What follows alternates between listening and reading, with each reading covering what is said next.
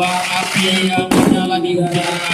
Bila kita bersama korban tingkat Kabupaten Rokan-Hulu yang ke-18. Tingkat Kabupaten Rokan-Hulu, mari kita beri tepuk tangan.